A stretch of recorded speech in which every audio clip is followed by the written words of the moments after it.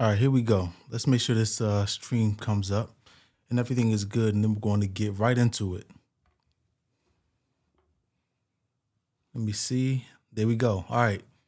This is Say It Louder, the place for discourse. Welcome in.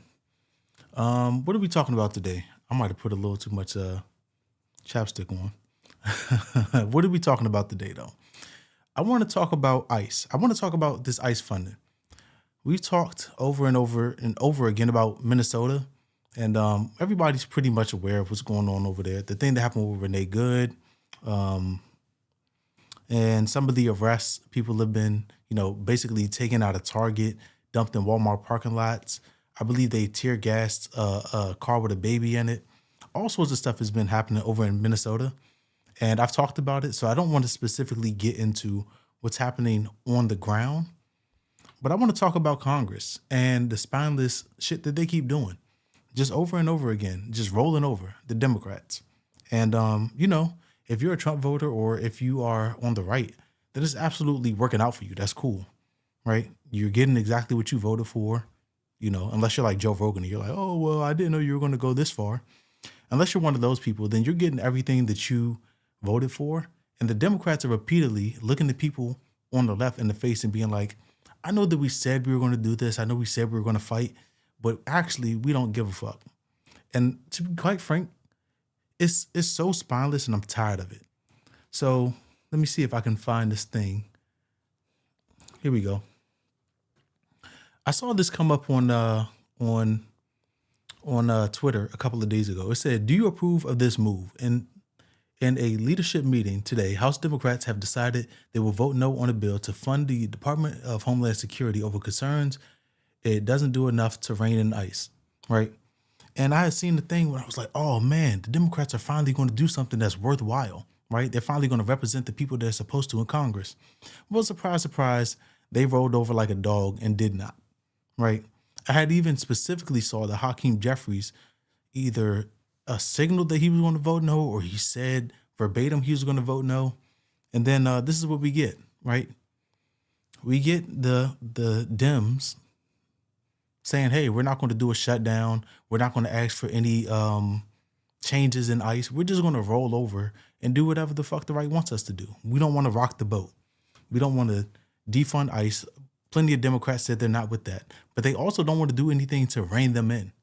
And it's like, what is all the fanfare for when somebody like Renee Good gets brutalized, gets shot in the face, and everybody's coming out, they're outraged, and then they do nothing about it. If you're saying, okay, we don't want to defund ICE and like take them down to zero, ICE does a job and people can agree or disagree whether they like it or not. But how do you just roll over and be like, nah, we're not going to ask for any concessions at all?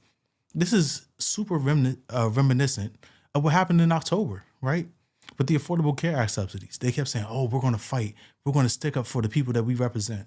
And then they don't.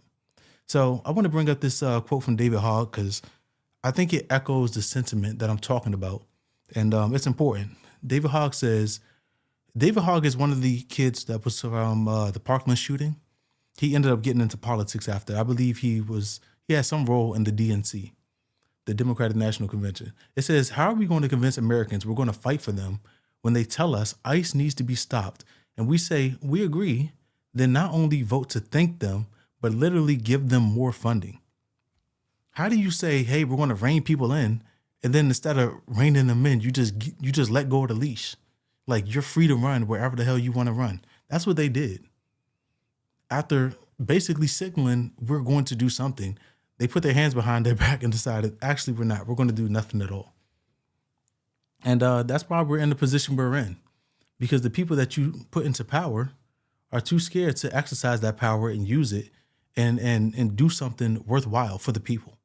Yet these representatives, if you want to call them that, up in Congress, representing themselves, right? They're looking out for their best interests instead of the best interests of people like Renee Good. So that's how you get clips like this where J.D. Vance, even though he's trying to backtrack now, when the shooting happened, they said, oh, Renee, the officer that shot Renee Good has absolute impunity because he was operating within the scope of his work. Then now J.D. Vance is trying to say, well, I didn't say he had Impunity. What are you guys talking about? Check this out. The precedent here is very simple. You have a federal law enforcement official engaging in federal law enforcement action. That's a federal issue. That guy is protected by absolute immunity. No, I didn't say, and I don't think any other official within the Trump administration said that officers who engaged in wrongdoing would enjoy immunity. That's absurd. Nobody engaged in wrongdoing would just enjoy immunity. Well, that's what you said. You said that there was going to be no charges against him, and it doesn't look like there's even going to be an investigation based on what the Department of Justice is doing. But when you have instances like this, like you had an opportunity to rein these people in, and you just said no, like no can do. You know, we're just going to get back to regularly scheduled business. We can't be bothered with all this stuff going on with ICE. You poor people getting harassed and shot in the face and brutalized. Go back over there. Go away with your problems. We want to get on TV and talk about affordability and healthcare that we're never going to solve. Watch. Donald Trump, he asked for $1.5 trillion in FY 2027, and they're going to give it to him, right? Because they have no spine. The Democrats have no spine. They won all of these elections in November of 2025, signaling that people wanted a little bit of change. And they're just like, no, no, no. We only want to talk about doing the change. We don't actually want to do anything.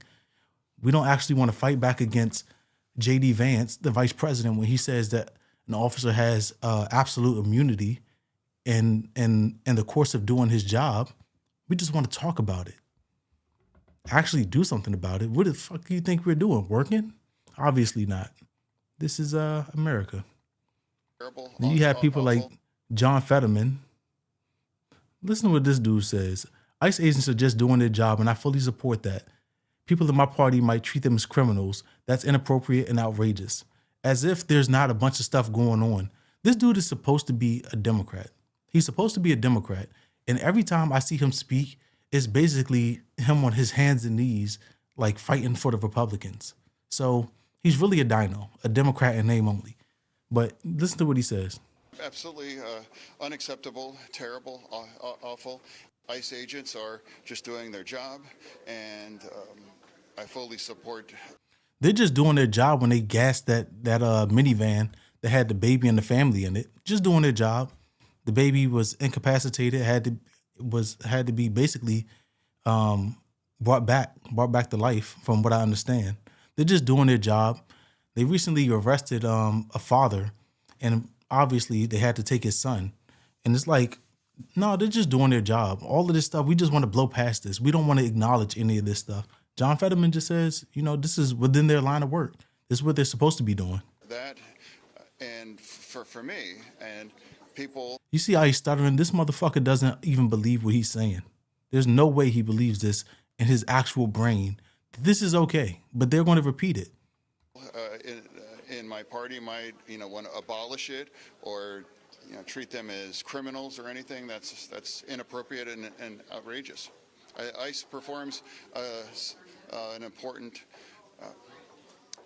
job for our nation. Absolutely. And there we go. ICE performs an important job for our nation. The issue is nobody said that they don't perform an important job. We just said, hey, let's do our job legally. Let's not shoot moms in the face. Let's not gas cars with kids in them. Let's not use children as bait to arrest their parents and interview and detain their parents. That's all we're asking. And of course, on top of all of that, if you want to stop it, what you do is cut their legs from under them, ICE as a department, by defunding a part of their operations. You don't give them more money, right? If somebody comes to your house and they're like, oh, I'm going to cut your grass. If they do half your yard, you don't say, okay, well, I didn't like the job that you did, but next time you come back, I'm going to give you $60 instead of $40, right? You say, hey, how about we maybe do a test run with the money we have, or I'll pay you for the job that you're going to do. You don't give them more money to do shit that you don't want them to do. But, things work differently in the nation's capital very, very clearly. The president gets more money, even though people are saying they don't want him to take Venezuela, Greenland, all these other countries that he keeps mentioning. ICE gets more money for doing the stuff that they're doing, that we've obviously, as the American people, have said we don't want them to do. There are people on the right, they love it. There's some people on the right that love it. They don't mind at all. But I would say that that's a pretty un-American way to operate, if you're asking me. And this is my channel, so you are kind of asking me. Let's see what else we got. Ro Khanna. Man, I really, really like Ro Khanna. Him, Thomas Massey. These dudes have been on a roll. I can't remember what this video is about. Let's see what Ro Khanna has to say.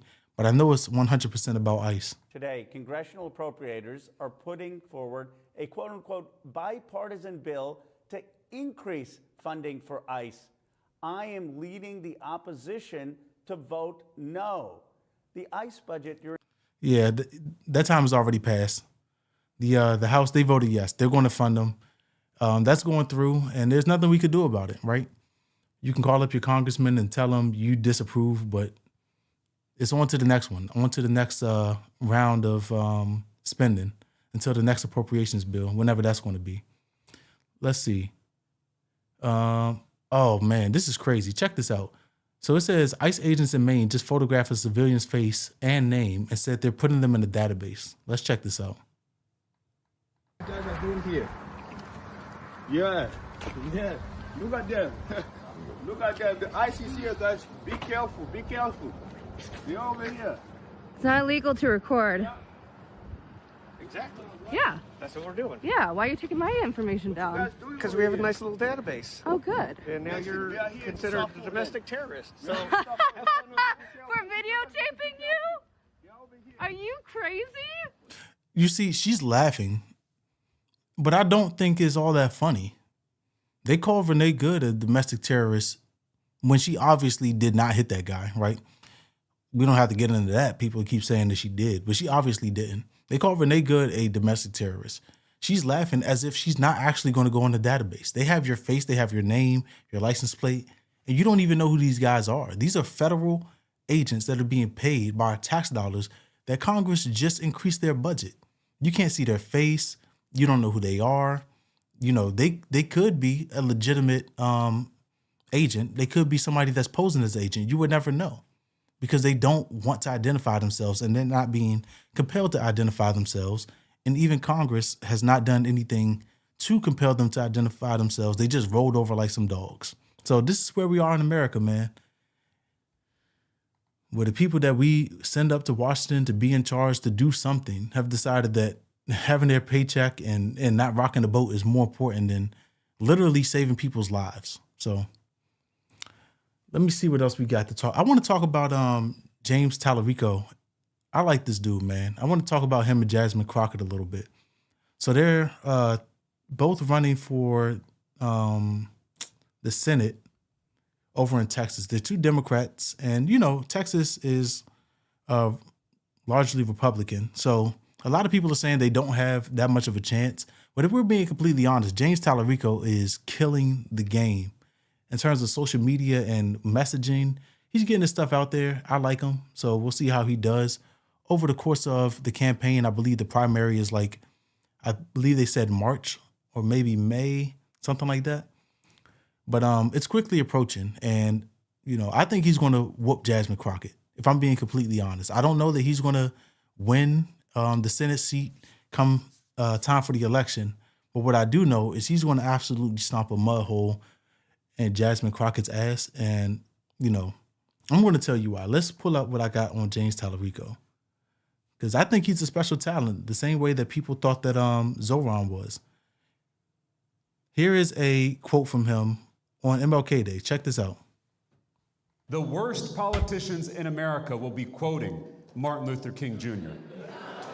You can't quote "I have a dream" on MLK Day and then legislate against that dream every other day of the year. That's a fact. Dr. King described what he called the three evils: racism, poverty, and war. What would Dr. King say about 10 million children living in poverty in the wealthiest nation on earth? What would Dr. King say about a maternal mortality rate in Texas, which is 3 times higher for black women? This is why I like James Tallarico, man. Because it's not just about getting out there and, okay, let me tell you. I watched 3 Jasmine Crockett interviews. they've been about an hour long, and I just watched one yesterday, so 4. That was about 24 minutes long. But I watched 3 Jasmine Crockett interviews, and everything she keeps talking about is how she has name recognition, how she wants to get into the Senate to be basically, she wants to push whatever agenda gets pushed up from the House, and she's going to be there as a role player. James Salarico, he's talking about the mindset behind how we get where we're going, right? It's not just, I'm going to be a role player. Whatever they send me, I'm going to vote yes in order to get the Democrat agenda passed. He has, he's a Democrat, so he's going to be doing what it is that they push as well. But he also has his own agenda. He was a teacher. He has a bit of experience. He said he has type 1 diabetes, and he helped push some legislation to cap the price at $25. And he's like getting out there showing us his ideology, showing us where he wants to take America. And Jasmine Crockett is trying to appease herself. And I don't think that it's going to work, right? We don't need celebrity politicians. We've had Ronald Reagan, we got Donald Trump, and we see how that's turned out for us. We don't need people that are doing TikTok dances on social media in order to gain attention and self-serving, right? You're a public servant. You're supposed to be serving the public, not serving yourself. And, to me, that's where Jasmine Crockett is going. She had this, her name was in the news recently because there were some guys on the podcast and they basically said, oh, don't donate any money to Jasmine Crockett. And she really didn't like that. It ended up causing an entire stir. And I want to read you her statement if I can find it. I believe I retweeted it, but I'm not sure. Let me see. This Jasmine Crockett statement. All right, so here we go. So this is from Jasmine Crockett after those gentlemen on the podcast. I don't remember the name of it, but they basically said, like, don't vote for Jasmine Crockett. Don't send her your money. It's going to be a waste of time, which, let me be 100% clear. I agree. It will be a waste of time to elect Jasmine Crockett to run in November. She is not going to win. She said, I really do think that the host said the quiet part out loud, which was basically, if a white man couldn't do it, then why would a black woman ever have the audacity to think she could? I'm going to be honest with you. I don't really like when people start bringing up their race. I understand that race plays a part in America, right? This is America. Childish Gambino let us know. But the same thing like Winston Earl Searles did in Virginia, she was like, oh, well, I'm a black candidate. Why isn't Obama advocating for me? It's about the ideas. And Jasmine Crockett, for what I've seen, and I'm not a Texas voter, so it doesn't really matter. If we're being blunt, it doesn't matter what the fuck I think about her. But I watched 3-hour-long interviews and a 20-minute long interview, and all she's talking about is her accomplishments. Oh, I used to do this, I did this, and when I get to the Senate, I'm going to be able to help push the agenda. We don't need a role player. We need visionaries. We're going to be $40 trillion in debt. We need people that are going to say, oh, we're not going to continue to fund ICE. Hey, we need to actually stop digging ourselves in a further hole. We're not going to go from 37, 38 trillion to 40 trillion. That's the type of person we need. People that are not only going to get America on the right track, but focus on making the lives of Americans better. And I don't see that with her. And it's not about her being black. It's not about Beto O'Rourke being white. It's about your ideas. And I haven't seen any platform where she's discussed what her agenda is, besides being a role player, right? Crockett said in an interview in the U.S. Capitol this month, we tried. I don't know however many white men, and they've all lost. The only thing we know for sure is that a white man can lose. Crockett's critics say there are concerns not about identity, but rather the provocative comments she has made, excoriating Trump and his voters, which they worry will turn off people needed to win in the state that Trump carried by more than 14 percentage points. Rodgers, the comedian, okay, that's who the guy was. I don't know his first name. But basically, people are saying it's not about you being black. It's not about other people being white. It's about your provocative nature. I'm going to be honest with you. We have a president that is, he says egregious shit all the time, right? He was just telling Greenland, hey, I'll take your country by force if I have to. Then he backtracked, the typical Trump taco thing, right? Trump always chickens out. It's not about Tallarico being white. It's not about Jasmine Crockett being black. It's simply about the fact that you're not giving people your ideas. You don't really have a platform. It's just to be a role player. And people don't need that. You know, they were talking about, I say this all the time, 42 million people on SNAP benefits. Like, we don't need you to go up there and just push whatever comes up from the House. We need you to get out there and like fight for something. And if you're going to fight, tell us what it is that you're going to fight for. Like I said, I'm not a Texas voter. And I'm also not going to go to your website. James Tallarico, you see him all over social media. You got to meet the people where they are. People are not going to your website to read your agenda if you have like a certain platform that you're running on outside of what you're saying in your interviews. You have to meet the people where they are and tell them what it is that you want to do for them, right? You're a public servant. You got to tell us what you're going to do to serve. Let's check out what I got. Oh, here's another one from Tallarico. It says, the reason poverty exists is not because we can't feed the poor, it's because we can't satisfy the rich. If this was poetry, I'd be snapping. That's a bar. That's exactly what we're seeing with Elon Musk become the first trillionaire. This is a spiritual sickness. It is. They say the love of money is the root of all evil, right? The Bible says that. It's not they. The Bible says the love of money is the root of all evil. And I can't fathom what it would be like to be a billionaire, let alone a trillionaire. Like, who really needs that much money? But people buy his products, invest in his companies, and this is the system that we work into. So I'm not necessarily denigrating Elon Musk, even though I don't like him on a personal level from what I see and I know about him. But, it's not his fault that people are investing in his companies and he's able to find tax loopholes and all of that. It's the system's fault. And this is what I mean about people fighting the system, putting an agenda that's going to work out for the everyday American and not just the 1% that lobby. And Elon Musk is buying elections. I think he's given $10 million to somebody's election. I forgot who it was. It says, what leads a person to accumulate more money than they could possibly spend in 100 lifetimes when they have people starving in this one? And it's greed, right? It's the love of money. But people let them do it, right? The government lets them do it. And that's the system we live in. We're going trillions of dollars into debt each year. And Elon Musk is becoming a man worth $1 trillion, right? At some point, we're going to have to level the playing field, or we're going to get to, remember on You, the last season, they were talking about Eat the Rich. We're going to get to that point. So James Tallarico, he's talking about the issues. He's getting out there discussing the problems in all of these formats. This has 1.3 million views. Where's the Jasmine Crockett video of her getting out there and expressing her ideas? Every video I see is her.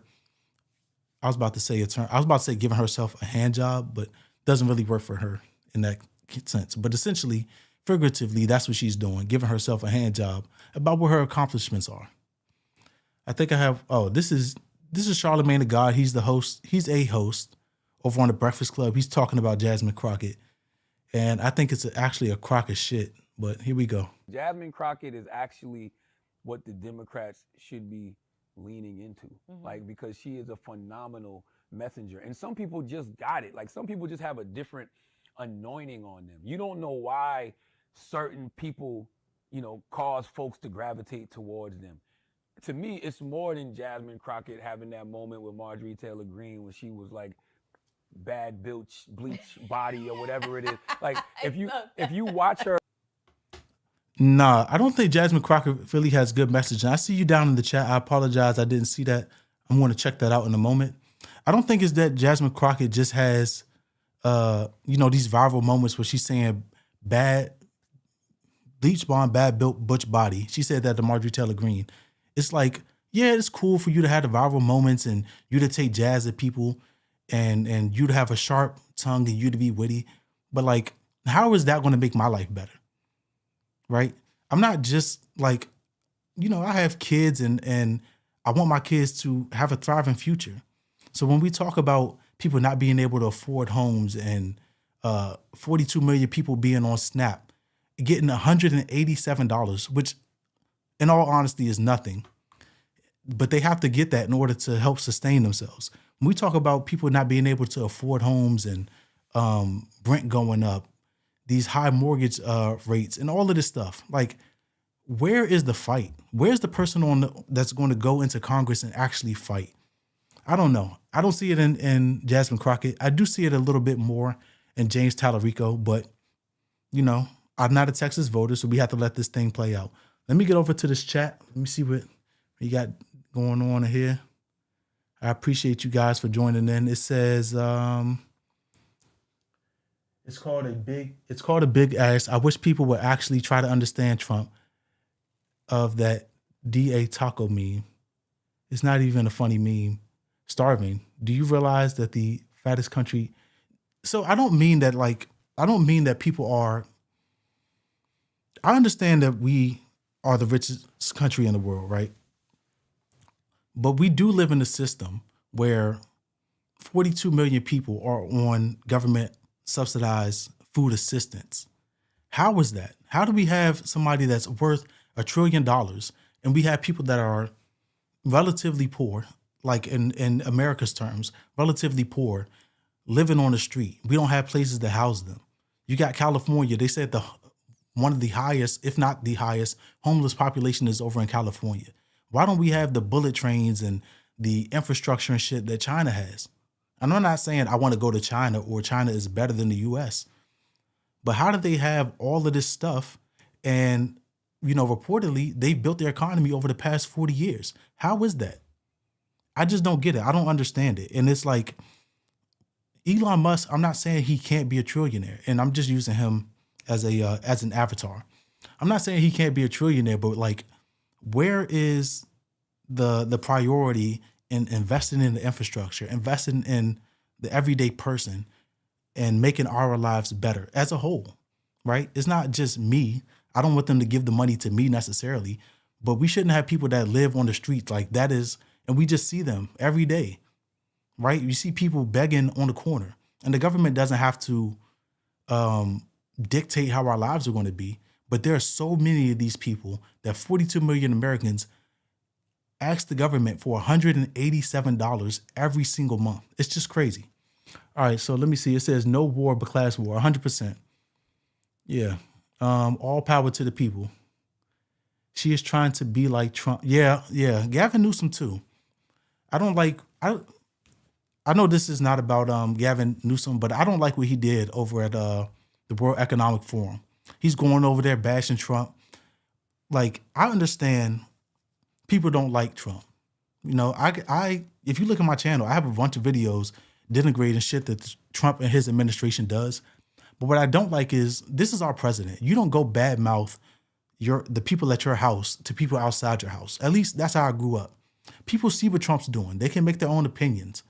Gavin Newsom, you know, he's going over there to Davos, Switzerland, or Davos, whatever it's called. Like, we don't need that. We understand that you're trying to build your cachet and you're going to run for president in 2028. But how about you do what's necessary for the people over in California and not go outside of the US and start talking about how bad it is, right? We have to clean up our own house internally, not going to tell people, you know, what's under our rug, the dirt that's under our rug. But that's my opinion. And I do see that people are trying to like say they're being authentic by just, you know, shooting from the hip. But whether it's Gavin Newsom with his press account or Jasmine Crockett, like, Trump, he does have it.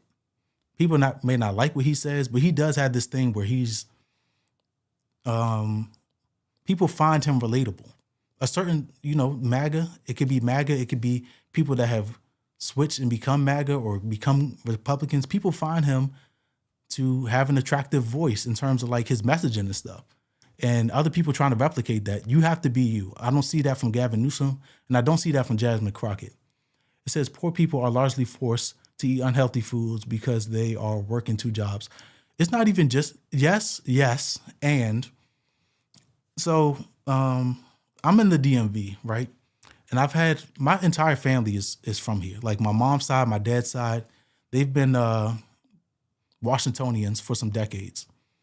And when I go to see certain parts of my family, the parts of the city that they live in, there's not a lot of grocery stores there, right? Like if you come to DC, there's a street called Benham Road that's kind of take you downtown in Minnesota Avenue.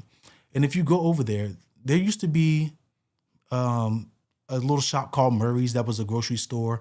There used to be a Dollar Tree where you could get a little bit of food. And then there's one Giant right there. I don't know in that specific area where any of the other grocery stores are. So it's like, what are the options? When you live in these types of places that are food deserts, you're going to gravitate to what's there. You got a bunch of liquor stores. You got a bunch of fast food, McDonald's, all of this bullshit. But, you know, people have to, there is some personal responsibility, but it's easier 100% to just grab the bullshit that's near you and go. Let me see what else. It says, and a lot of poor people basically a lot of poor people make bad decisions, right?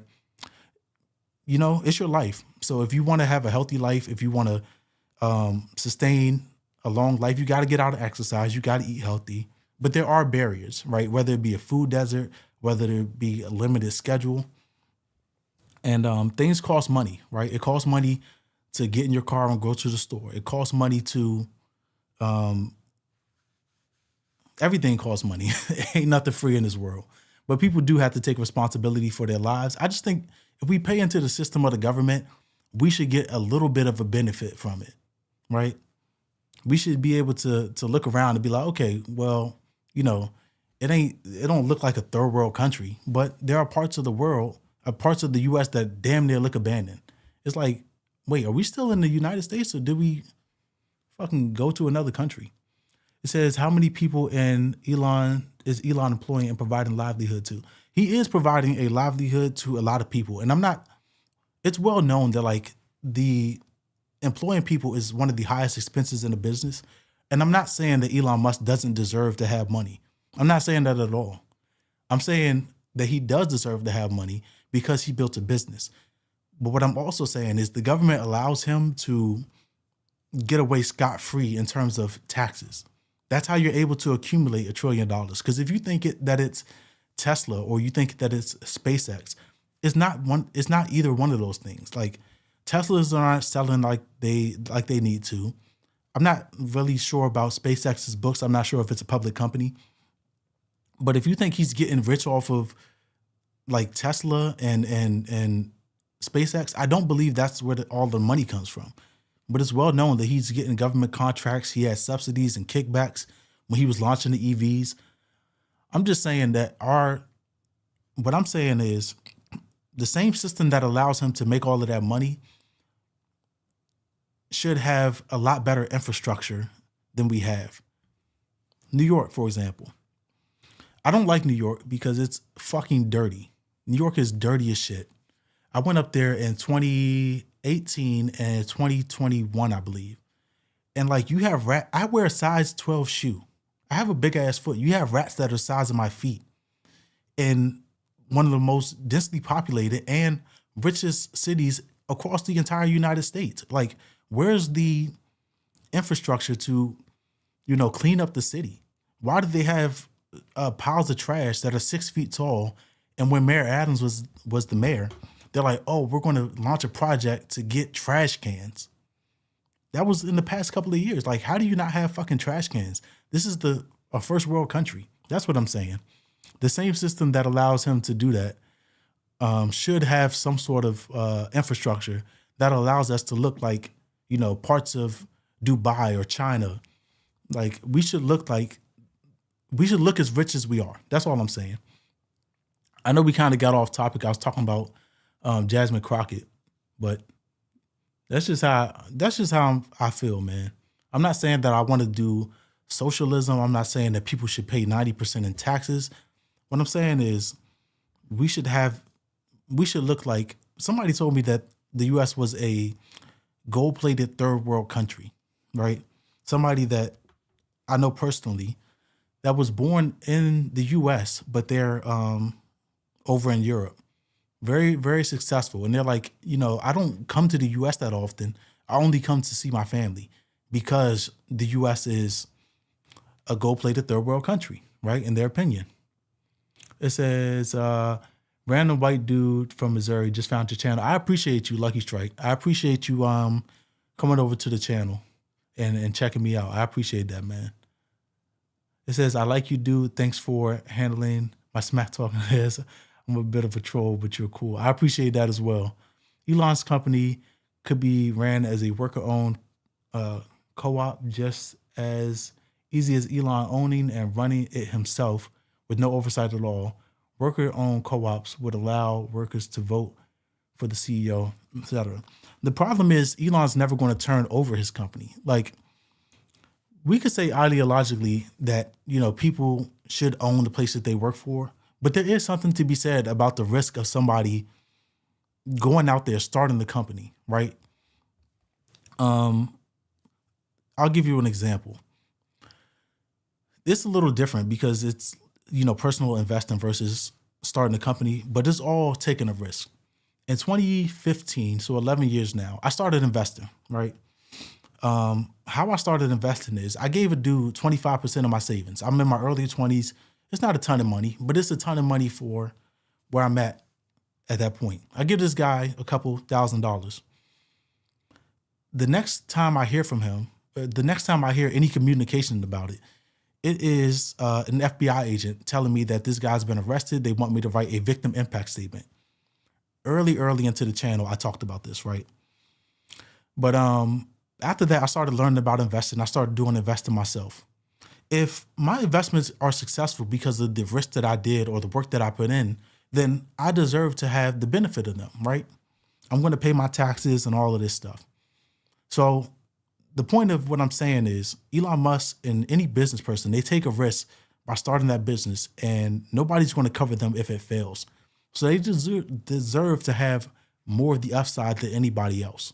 But people, if you're going to employ people, we have to have something that says you can't enrich yourself and screw over everybody else. We should have, we would hope that people have enough humanity. They're not going to employ somebody and have them living in poverty or getting government assistance. But, people, they say the love of money is the root of all evil. So people do. People damn near pay, quote unquote, slave wages as little as they can to anybody that works for them.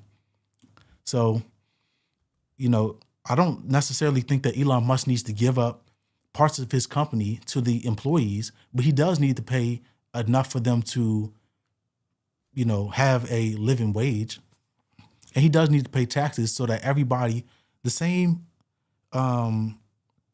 system that he benefits from, we should all be able to benefit off of his success. Like, he's getting the upside of his success and then we're getting the short end of the stick. It should never be like that. And then this guy turns around, takes the money that he's saving by not paying as much in taxes or whatever loopholes he's able to find. And then he goes and pays $270 million in order to throw it behind Trump, right? I just don't understand it.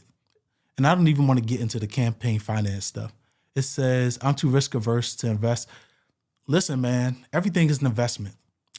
Everything is an investment, in my opinion. How you spend your time. You spending your time here is an investment. Whether you look at it as like education, entertainment, whatever it is, it's an investment. When you go and buy your clothes, it's an investment. It's saying, hey, do I want to save a little money now and get something a little cheaper? Or do I want to spend the extra money now and be able to have longevity in this, right? I bought this camera that I'm filming on in 2020. I was doing a little bit of photography. 3 years later, 4 years later, I started the YouTube channel with it. I paid for the camera. I already invested in the camera. I get to use it for as long, and it's going to benefit me for as long as I have it. And it's like that with anything. Whether, like I said, whether you're invested in clothes, education, or financially, it's all an investment. Some things just have more of a rate of return, in my opinion. Are you anti-ICE? No, I'm actually not. I'm not anti-ICE. I think that ICE has an important job, but I think that they're not living up to the expectations that I have for ICE. Like, you can't be shooting Renee Good in the face. I don't think that she was hit. People are going to have a different opinion. They're allowed to have a different opinion. I don't think that Renee Good hit that guy or almost hit him. I think that from the videos that I saw, she started speeding up. He moved out of the way and then shot her. So I don't think that we shouldn't have ICE, but I don't think that you reward somebody by increasing their funding if they're not doing the thing that you expect them to be doing. And what pissed me off is you got all of these people on the left that threw their hands up, was like, oh my God, I can't believe that happened. And then when it's time for them to exercise the power that we gave them as the American people, they just put their hands up and was like, well, we can't do nothing about it. It's like all the leverage that you did have that you could have used against them, you just ceded it and said, we'll kick the can down the road. We have other things to worry about. Use the interest to cover the ones which fall after a decade of that. Worker-owned co-ops doing the same thing and ran better would compete. We actively work against people who want to form co-ops. Again, nobody is saying we should steal somebody's property. That isn't socialism. We need to have fixed taxpayer-funded elections. Yeah, we do. Every candidate gets the same amount of money. We don't want fundraisers. We want leaders, not lobbyists. Make them all illegal. Yeah, I agree with you on the funding thing. I believe that we're talking about Jasmine Crockett. She was saying, oh, well, I don't have to spend $1 million or whatever it was to get name recognition because I already have it. And it's like, we shouldn't live in a system where if you don't have the money, you essentially have no chance of winning the election, right? If you can't you get support and money by being someone that people want to rally behind. But it shouldn't be that you have all of these corporate interests that can just throw money behind you and propel you into the stratosphere. Like, I don't agree with that. If you're going to be supported by anybody, you need to be supported by we the people. Like the small donations that Bernie Sanders says he gets. Please don't burn me up if Bernie takes campaign donations. I don't know. But the system that I believe in is if you want to run for an office, you need to be supported by the grassroots. It's nobody's just going to come and throw $270 million into your campaign or, some dark money into your campaign. And then you just get your name out there and you can bash your opponent. I don't believe in that. It says most of our problems will work themselves out in a few election cycles, but we'll never get that done. Corporations have totally taken over now politics, where we work, healthcare. Hell, even our prisons have stock markets associated with them. The bottom line is you should pay for your own elections. So we are voting on ideas 100%. I agree with that. And policies, not how much dark money you can raise. Most Americans agree with this concept, actually. Yeah, the problem is that the corporations, like you said, don't agree. And the people that benefit are these politicians that they run on this thing of being like the everyday American. I'm going to get in there and I'm the one person that has a spine. And then they get in there and it turns out that they fucking don't. They're going to do whatever the people that funded their campaign tell them to do, which, as bad as it is, it's understandable, right? I get paid to do a job and I'm going to be preferential to the people that pay me, right? The people that help me put food on my table and feed my family and keep a roof over my head. The issue is those people are not, they're there to represent the American people, but they get the money from the corporations and the donors. So it's a conflict of interest. And because they want to continue getting that money, they're never going to stop it. They're never going to stop the faucet of money from flowing right into their pockets. So I appreciate you, Lucky Strikes, and everybody that participated in the chat. Let me see what else I got for tonight. Let me see if I had anything else. But the bottom line is, for what I was talking about, I don't think Jasmine Crockett has a fighting chance against James Talarico. We're going to see how it goes. But if I was in Texas, I'm not voting for her. I know that 100%.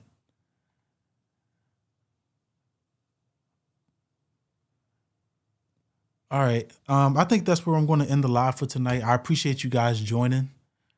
I didn't really have a lot. It's been a busy week at work, so I don't have a lot of stuff that I can talk at length about.